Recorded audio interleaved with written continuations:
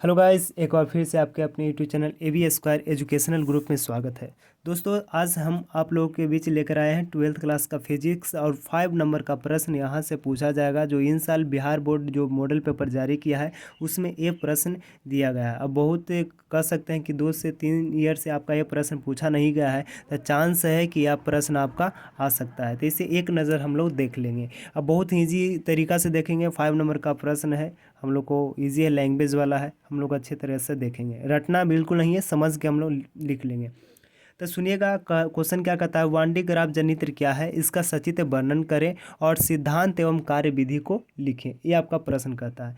तो सुनिएगा दोस्तों, सबसे पहले देखा जाए तो बहुत सारे बच्चे समझ जाते हैं कि वान डी ग्राफ यानी इसमें किसी प्रकार का हम लोग को ग्राफ लेना पड़ेगा। जैसे कि ओम के नियम लिए थे तो वहाँ पर ग्राफ का हम लोग जिक्र किए थे, लेकिन इसमें आपका ग्राफ नहीं आता है, याद रखिएगा। ये बांडी ग्राफ, ये बांडी वन डे ग्राफ जी एक साइंटिस्ट थे, उन्होंने ही अपने नाम पर इस जनित्र का अपना नाम दे दिए। तो सुनिएगा, वांडी ग्राफ जनित्र होता क्या है। तब वांडी ग्राफ जनित्र एक युक्ति होती है, यानी कह सकते हो यह एक यंत्र है, समझिएगा, जिसके द्वारा हम लोग उच्च वोल्टता उत्पन्न करते हैं। जिसके द्वारा क्या करते हैं, उच्च वोल्टेज या वोल्टता उत्पन्न करते हैं। यह लगभग 10 के पावर 6 वोल्टेज का वोल्टेज हम लोग वोल्ट उत्पन्न कर सकते हैं, समझे, क्रम का वोल्टेज उत्पन्न कर सकते हैं।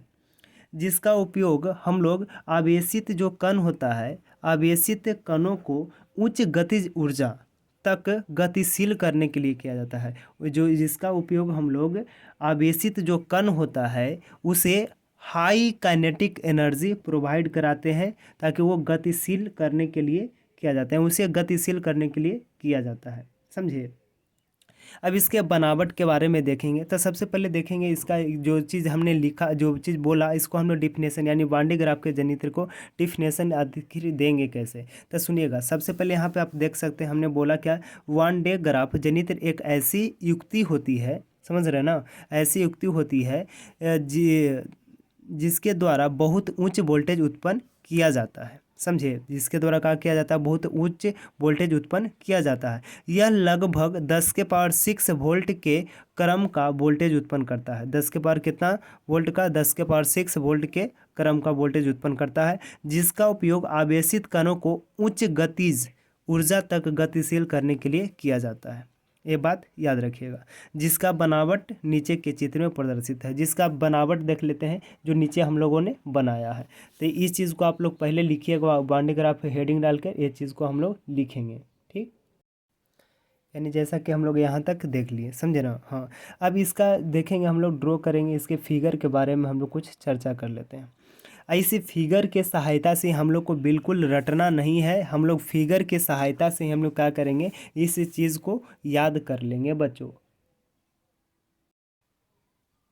देखिएगा, इसका बनावट हम लोग बहुत इजी तरीका से हम लोग देख लेते हैं। देखिएगा, सबसे पहले क्या होता है जो समझिएगा कि वांडे ग्राफ जनित्र के अंदर 5 से 8 जो ये आपका जो अर्धगोला आपको दिख रहा है, ऐसा ये आपको अर्धगोला है, यह आपको 5 से 8 मीटर त्रिज्या वाला अर्धगोला होता है, समझिए, खोखला अर्धगोला होता है। यह 5 से 8 मीटर त्रिज्या वाला 5 से 8 मीटर त्रिज्या वाला एक अर्धगोला होता है, या खोखला अर्धगोला कर सकते हो।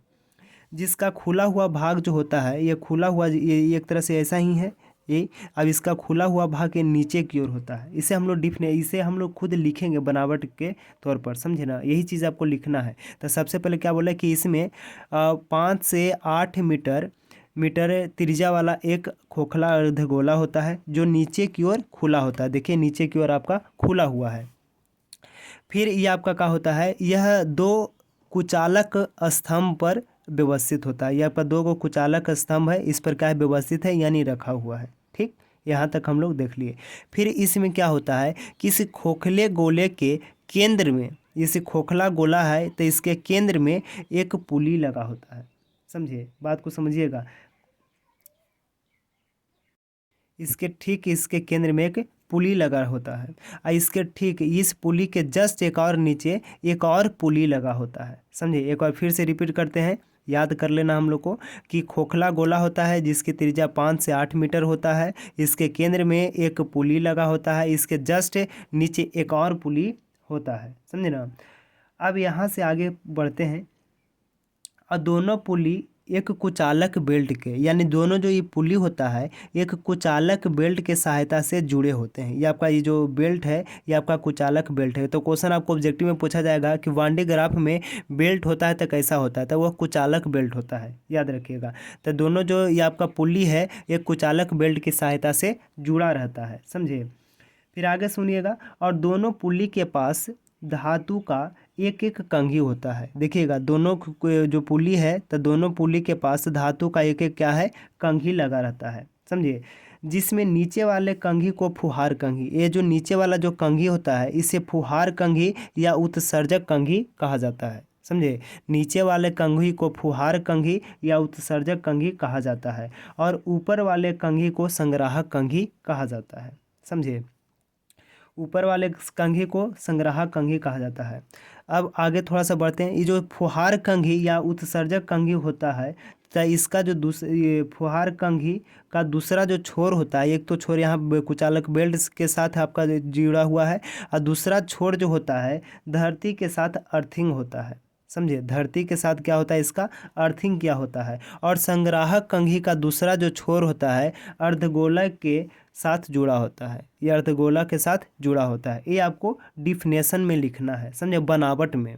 ये चीज़ को बनावट में इतना लिख देंगे तो आपको बनावट आपका कंप्लीट हो जाएगा। तो इसे चलते हैं बनावट, इसका बनावट हम लोग लिखते हैं। देखिए बनावट में जैसा कि हम लोग लिखेंगे कि वान डे ग्राफ जनित्र के अंदर क्या बोले थे कि 5 से 8 मीटर का त्रिज्या वाला धातु का एक खोखला होता है। ये जो इसका जो खोखला ये जो भाग देख रहे हैं ये आपका कितना सेंटीमीटर कितना मीटर का होता है, 5 या 8 मीटर का त्रिज्या वाला एक खोखला गोला होता है। फिर आगे समझिएगा, जिसका खुला हुआ भाग नीचे की ओर होता है। इसका खुला हुआ जो भाग है बच्चों ये नीचे की ओर आप देख सकते हैं, नीचे की ओर इसका खुला हुआ भाग होता है, जो एक कुचालक स्तंभ के ऊपर व्यवस्थित होता है। ये आपका कुचालक स्तंभ है, एकरे ऊपर क्या है, व्यवस्थित होता है यानी रखा रहता है। फिर क्या बोलता है ये सुनिएगा, उस गोले के केंद्र, बात को सुनिएगा, उस गोले के केंद्र पर एक पुली लगी हुई होती है ना। इस गोला के जो केंद्र है एकरा पर देखिएगा एक पुली देखने को मिल रहा है, तो एक पुली लगा होता है, और जिसके ठीक नीचे एक और पुली होता है। देखिएगा ये गोला के खोखला गोला के केंद्र में एक पुली होता है, जिसके ठीक नीचे एक और पुली होता है।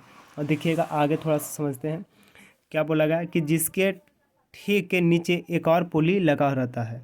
फिर आप बोला गया कि और दोनों पुली एक कुचालक फीता के द्वारा जुड़ा होता है। जो दोनों पुली जो होता है कुचालक फीता के द्वारा जैसा कि देख रहे हैं इसमें ये आपका कुचालक फीता के द्वारा दोनों जुड़ा हुआ है। फिर आगे देखिएगा इसमें, फिर दोनों पुली के पास धातु का एक एक कंघी लगा रहता है, समझे। दोनों पुली के पास एक, देख सकते हैं यहाँ पे दोनों कुचालक जो दोनों पुली है, ये एक यहाँ पे कंघी है, एक यहाँ पे कंघी होता है, समझे ना। ऊपर वाला जो होता है कंघी उसे संग्राहक कहते हैं, नीचे वाले को उत्सर्जक कंघी या फुहार कंघी कहते हैं। अब आगे देखते हैं इसमें,